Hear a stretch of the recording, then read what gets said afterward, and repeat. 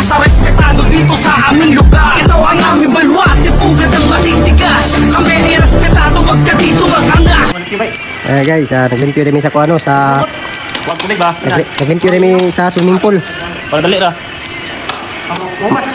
Mga naglimpyo sa swimming pool dito sa kuan GGH. Nakagwapo nga sa isir ba? Mga naglimpyo rin. Mga naglimpyohan niya guys kay para sudlan na niyo bagong tubig. Ikuan yung mga bato. After yan pasuyupan diyan na rin. Kining kuan para mahubas ang tubig. Para malimpyo na siya. Kay next year, mag-turnover naman yung building nga kini nana naman yung mga gays dire sunod tuig. Kung naglimpyuhan kay para maliguan na nila.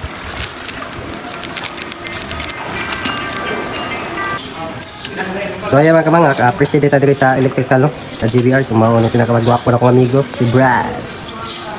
Sa nag-terminate siya ning panel sa sa main saning electrical dito sa building 6. Mauna siya i-terminate guys, mga kamangak.